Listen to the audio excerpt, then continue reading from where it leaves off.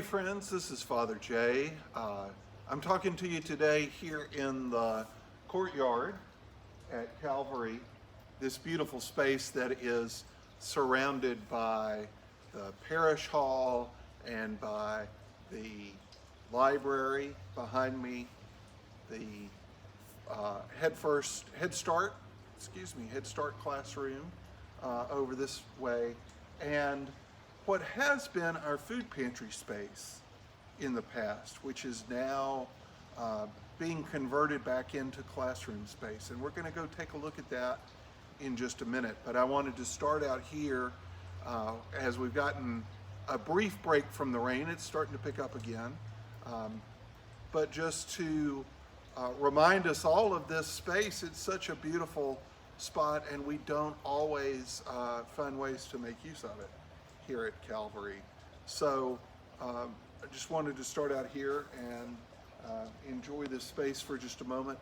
And then let's go inside and look at the work that is being done in the former food pantry space to make it ready to be used as classrooms again. So here we are on the inside of the building in the hallway outside of the space that has been used as the food pantry in the past. One of the things that we knew when we entered into the campaign to build the new building was that this space was never really built to serve in the way that it had been serving. And so the wear and tear on this space was beginning to be an issue. And so you can see some of that here on the floors and on the walls and on the door jambs and so forth. But as you go into these rooms, you can see that first of all, there are a few shelving units that are still here. They have been spoken for, but they have not yet been picked up. But you can also see, or maybe you can't, maybe it's hard to tell because so much of the work has already been done, that our sexton, John Bailey, has been doing work on the ceilings and on the walls. Since there's nobody else around, he can be in here and work safely, and he is patching and preparing these things for paint so that these rooms will be available again for our Christian formation programs here in the very near future. Features like these whiteboards and coat racks will serve us well as we look at reutilizing these spaces as classroom facilities.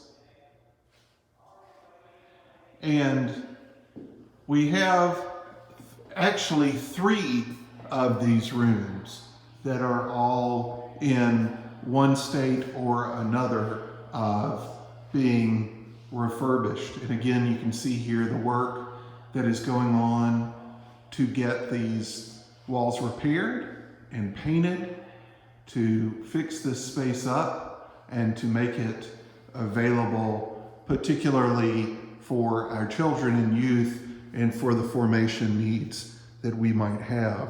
All this great electrical work that has supported the pantry, I don't know, maybe it could be turned into a movie theater in the meantime. I hope that gives you a sense of some of the work that is going on here in this time when there are very few people in the building.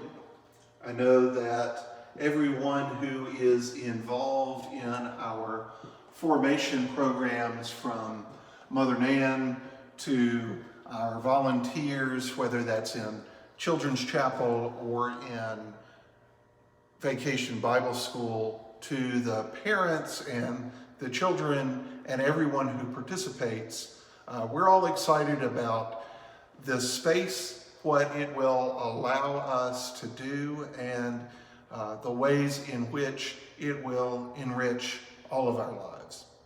And I know we're all excited too about the possibilities of joining together in worship in person again in the near future. As you know, we are currently in phase 1 of the governor's reopening plan. The governor will announce later in this week a definite time frame for transitioning into phase 2, which could be as soon as this weekend, or maybe as long as 2 or 3 more weeks, depending on what the numbers say. Under phase 2 in the state of North Carolina, it is permissible for groups of 50 or more, 50 or fewer, to gather together for worship. But we do know that the Bishop of Western North Carolina has said that in-person worship in this diocese may resume no sooner than May 31st. So the end of the month is when we would be looking at the possibility of resuming some services in person.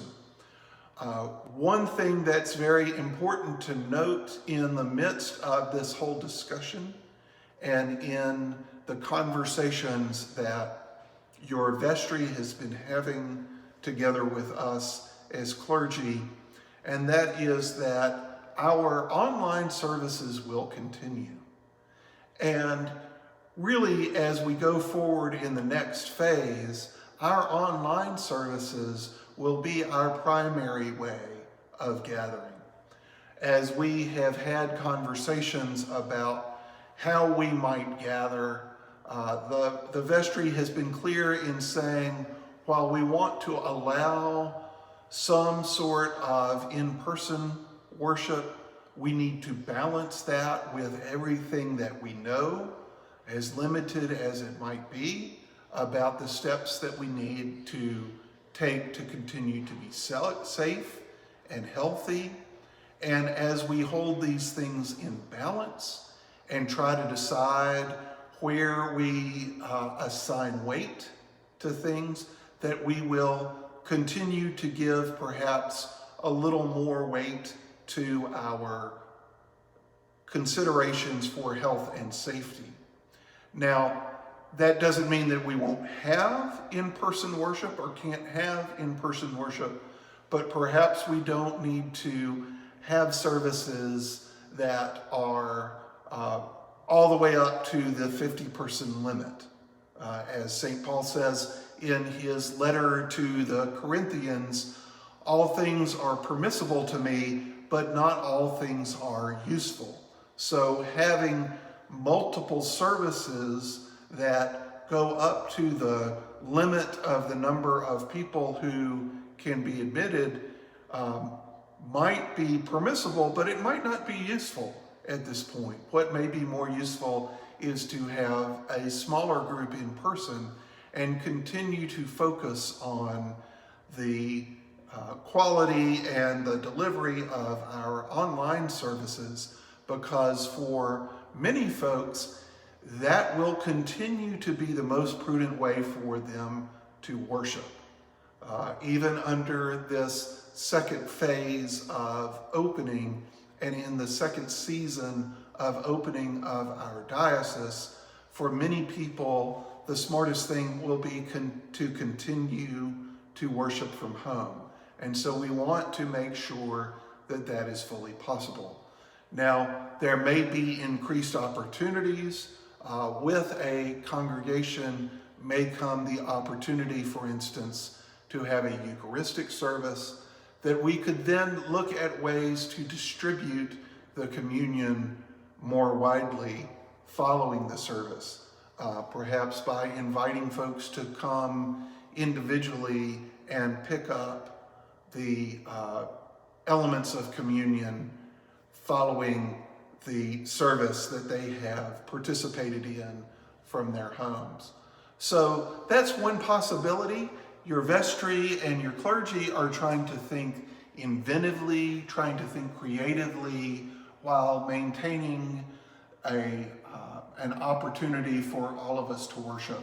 And I appreciate the ways that you have joined with us through this time, all of the feedback that you have given about your experience of this community during this time. And I hope that you will continue to let us know how we may support you as we journey through this period. And until we are able to fully gather together again, I want you to know that you remain in our prayers. And it is my hope that the Lord will bless you and keep you, that God's face will shine upon you and give you peace, both today and in the days to come.